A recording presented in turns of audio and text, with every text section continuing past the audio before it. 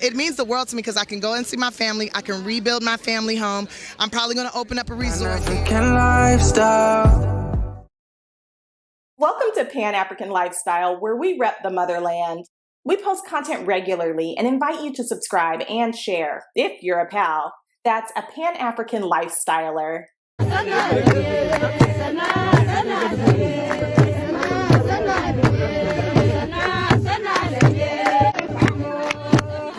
I was a citizen when I was born to my father. That's what they told me, okay? What I got is basically like a passport. I can go and come as I please without having to ask for a travel visa, an exit visa, or entry visa. So now it means the world to me because I can go and see my family. I can rebuild my family home.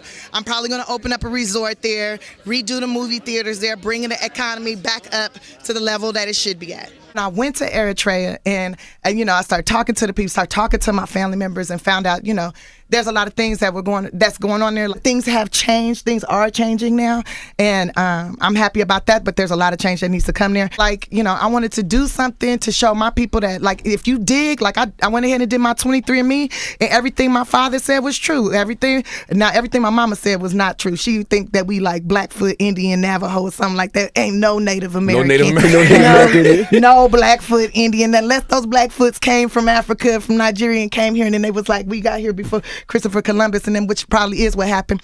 But there's no Native American in my blood, but I got that East African, I got some European, I got, some Hebrew, I got all these things in me. So I said, I'm gonna honor it. I'm gonna take advantage of this. I'm gonna learn the Hebrew. I'm gonna study the religion. You don't know, because there's black everything. Right. There's some black people all over the world, and religion is one thing, and blood is another thing. But if you read the Torah, if you read the Bible, it's whatever your father is, you inherit the sins of your father, right? You inherit those things. And so you inherit his blood, his religion, his whatever. So I did the research, got my DNA test. That's my daddy. That's in my blood. That's what I am. My father is from Eritrea, and he passed away last year. And he said one day I would end up here. And if I ever end up at the Oscars, to honor my people, so I'm honoring my fellow Eritreans.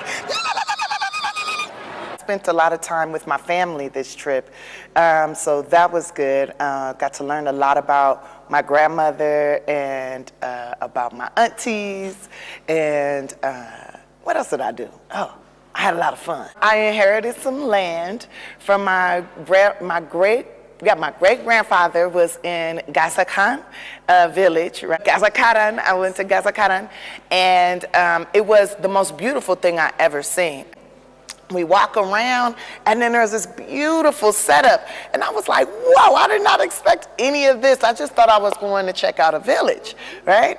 And I'm building a house, I have a garden there, and I want to contribute to the village. I was so honored. Realized wow, Africa is so beautiful. Eritrea is a gem. It is gorgeous. And to not have had this my whole entire life, I do feel some type of way. I'm not gonna lie to you. I feel a little bit upset that I didn't get to grow up here. But to be here now and to get to experience it is amazing. And I would suggest to anyone to come and to see with their own eyes and experience this beautiful place. It felt amazing to be able to acquire my Eritrean ID, to be able to come and go to my homeland as much as I want is great. This is my ID. This is permanent. I get to come when I want to. That is the beauty. To be able to say I have family here, I have land here, and I can come here when I want. I don't have to ask permission. I just come home. That is a beautiful thing. The food is so good. All right, the spices and the herbs are so good. Why not have that in America? And introduce Americans, African Americans especially, to the beautiful culture that's here.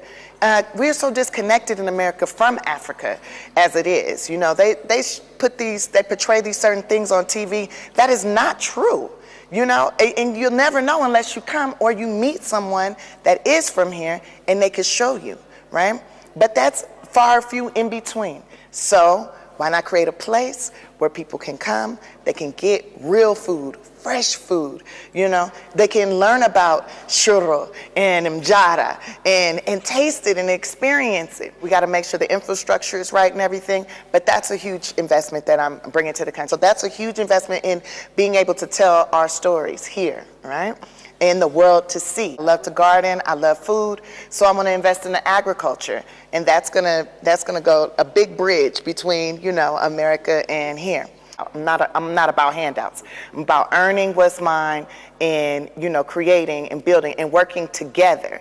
Now, if somebody wants to work together, cool. And that's what I feel like Eritrea is about. Like, we're not taking no handouts over here, okay? Now, you wanna work with us where we can grow too?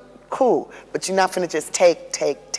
And I think that is an issue that has been going on in Africa for a long time in the whole continent, where, you know, certain people, and we know what I'm talking about, certain people come and they take from us, take, try to turn us against each other, block us from having, and that time is limited. That's not happening anymore. If I have anything to say about it, that will not be happening. And I think as Black people, we should be uniting together and working together and sharing our resources with each other. And then if somebody else want to come in that's not Black and they want to be a part of it, cool. If you know how to work with us, but you cannot take from us. And to unite the Horn of Africa, but not just the Horn, the whole of Africa. And this right here scares certain types of people, okay? Because when Black people get their independence and start doing what's supposed to be done, right? Well, that scares certain, colonizers. Yeah, I'm gonna say that. I'm gonna just say it like that. That scares people because then they don't have power over us anymore. And I think that, you know, for me anyways, I want to see all of Africa come together. I want to see like there's the United States of America, there should be the United Countries of Africa. We should be working as a unit, okay? Working together. And when other countries of Africa see that Eritrea is flourishing and functioning and doing well without handouts, that's going to inspire others. And I feel like the youth, they have the greatest opportunity right now. This is the time to say, okay, how can we make our land better? What can we do to make us flourish, right? And they have, it's unlimited resources here. You just have to know how to use it. Do the research, collaborate, work together. Find the people that actually care about other people and not the people that's trying to get rich off of other people. And that will create true wealth and unity amongst all countries. This is a really safe place. I feel safe. I've walked the streets and I've gone outside. I didn't feel at risk. And it's beautiful. There's so many resources here, a lot of resources that, you know, there's certain nations that know that and they try to figure out how to steal it. My goal is to create millions of jobs, millions of opportunity, put food on millions of people's tables. God gave me a gift, right? Gave me this gift of comedy and being able to act and do all these really cool things. And in my mind, I want to open up a studio. I want to be able to, you know, create our stories, tell stories that really mean something, that really inspire others, and where we can see ourselves. You know, I'm in America. I haven't seen, growing up all these years on this planet, I haven't seen many movies, Eritrean movies, or Ethiopian movies, or Somalian movies, or hearing those stories until I came. So I think those stories need to be told, though, all over the world. Come to Eritrea, have an experience, and tell somebody about your experience. But come and see for yourself. You know, there's nothing like having your actual experience. Because then you really know. Because hearsay is one thing, but actually seeing with your own eyes, being, it's a whole nother thing. I remember before I came the first time, people were telling me, oh, you need to bring your own toilet paper. You should bring a flashlight. You might want to bring your own food. You might want to all this stuff they're telling me, trying to scare me, right? And then I get here, I didn't need none of that mess. And they were lying. They were lying to me. These are people that either have never been here before, or they half listen to somebody else, or they're trying to make sure that I never go. that I don't go there, putting fear in me, keeping me away from my land.